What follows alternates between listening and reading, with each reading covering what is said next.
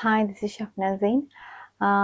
இன்னைக்கு நாங்கள் ஒரு கேஸ் பற்றி தான் பார்க்க போகிறோம். அதாவது ஒரு பாடசாலை மாணவன், பிரைமரி ஒரு கேர்ள், தனக்கு வீட்டுக்கு போகலா அப்படின்ட்டு அடம் பிடிக்கிறாங்க.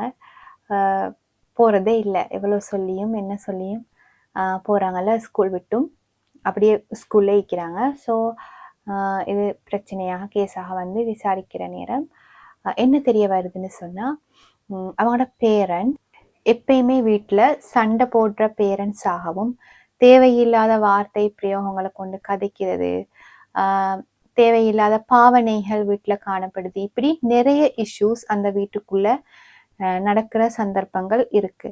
இந்த மாதிரி நேரங்கள்ல அந்த பிள்ளை அங்கே இருந்தா அந்த பிள்ளைய அடிக்கிறது, அந்த பிள்ளைய ஏசுறது, அந்த பிள்ளைக்கும் கஷ்டத்தை கொடுக்கறதுன்னு சொல்லி பெரிய சிக்கல் நிலைமையில அந்த வீடு காணப்படுது. ஸோ இந்த பிள்ளை சொல்லுது என்னன்னு சொன்னால், எனக்கு வீட்டுக்கு போகல, வீட்டுக்கு போனால் இப்படித்தான் என்னோட வீட்டு சுச்சுவேஷன் காணப்படுது, ஸோ நான் போக மாட்டேன், நான் ஸ்கூல்லே இருக்கிறேன், எனக்கு பிரச்சனை இல்லை அப்படின்னு சொல்லி. அப்போ உண்மையாகவே நாங்கள் யோசிக்கணும். இந்த கேஸ் ஒரு பக்கம், இந்த இஷ்யூவை நாங்கள் எடுத்துக்கொண்டா, ப்ரைமரின்னு சொல்கிறது உண்மையாகவே எல்லாமே பார்த்தும் கேட்டும் படிக்கிற வயசு. அப்போ இந்த மாதிரி ஒரு பிள்ளை வீட்டில் இருக்கிற நேரம் எங்களுக்குள்ள என்ன பிரச்சனை இருந்தாலுமே, ஹஸ்பண்ட் அண்ட் ஒய்ஃபா ஆஸ் அ பேரண்டா எங்களுக்குள்ள எந்த பிரச்சனை இருந்தாலும் நாங்கள் அதை பிள்ளைகள்ட முன்னுக்கு டீல் பண்ற நேரம் கொஞ்சம் பொருத்தமா நிதானமா நாங்கள் முறையாக அந்த விஷயங்களை பேசி கதைச்சி தீர்வு எடுக்கணுமே தவிர, எங்கட அந்த நேரத்துல வர கோவங்களை ஸ்ட்ரெஸ்ஸை நாங்கள் முறையில்லாத வகையில வெளிப்படுத்தினா அதோட பாதிப்பு எங்களுக்கு மட்டுமில்லை, அந்த பிள்ளைக்கும் பிள்ளையோட ஃபியூச்சருக்கும் தான் போக போகுது. டோட்டலாவே அந்த பிள்ளையோட பிஹேவியர் மாற்றங்கள், மனநிலையில மாற்றங்கள் எங்களுக்கு டிரெக்டாவே பார்க்கலாம். இந்த மாதிரி இஷ்யூஸ்ல, இந்த மாதிரி ஒரு சூழல்ல வளர்ந்த ஒரு பிள்ளையோட ஃபியூச்சர் எப்படி இருக்குமென்னு நான் சொல்ல தேவையில்லை.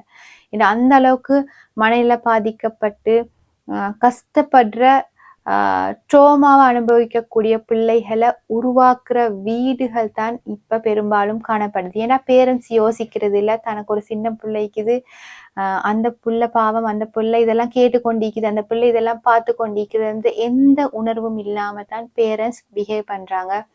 அவங்களோட வார்த்தை பிரயோகங்களும் சரி, அவங்க சண்டை பிடிக்கிறதும் சரி, மற்ற விஷயங்களை யூஸ் பண்றதாகட்டும், எல்லாமே வந்து சர்வ சாதாரணமாக அந்த பிள்ளைகளோட முன்னுக்கே நடக்குது.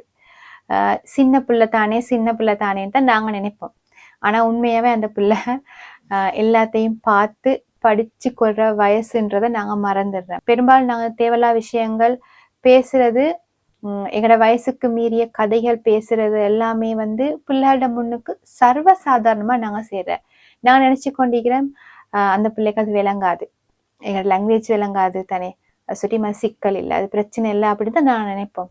ஆனால் அந்த பிள்ளை அழகா அந்த விஷயங்களை மைண்டில் போட்டுக்கொண்டு தனக்கு தேவை வார நேரம் அந்த வார்த்தை பிரயோகங்கள், அந்த விஷயங்களை வெளிப்படுத்தும். அந்த நேரத்தில் நாங்கள் தலை குனிஞ்சோ வெக்கப்பட்டோ எந்த பிரயோசனமும் இல்லை. ஸோ பேரண்ட்ஸாக நாங்கள் வீட்டில் எங்களுக்கு ஒரு பிள்ளை இருக்குது அப்படியாக இருந்தால் நிச்சயமாக அந்த பிள்ளையோட ஃபியூச்சருக்காக நாங்கள் எங்களோட நடத்தையில கொஞ்சம் மாற்றத்தை ஏற்படுத்தி கொள்ளணும். எங்களோட நடத்தையால பிள்ளையோட வாழ்க்கை, பிள்ளையோட நடத்தையில பொருத்தமில்லாத மாற்றங்களை நாங்கள் ஏற்படுத்திடக்கூடாது. ஸோ ஆஸ் அ பேரண்ட் நாங்கள் பேசுகிற விஷயங்களாகட்டும், நாங்கள் எங்களோட நடத்தைகளாகட்டும் எல்லாமே ஒரு முன்மாதிரியான பேரண்ட்ஸாக இருக்கக்கூடிய வகையில் அமைஞ்சிருக்கணும். பிள்ளைகளோட எதிர்காலத்தை கருத்தில் கொண்டு சரி பேரண்ட்ஸ் முன்மாதிரியாக இருக்க முற்படணும், முயற்சிக்கணும்.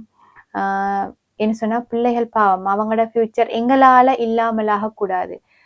பேரண்ட்ஸ்ட நடத்தையால், பேரண்ட்ஸ்ட பேச்சுக்களால் அப்பாவி பிள்ளைகளோட வாழ்க்கை கேள்விக்குறியாகிடக்கூடாது என்ற விஷயத்தில் நாங்கள் தெளிவாய்க்கணும்.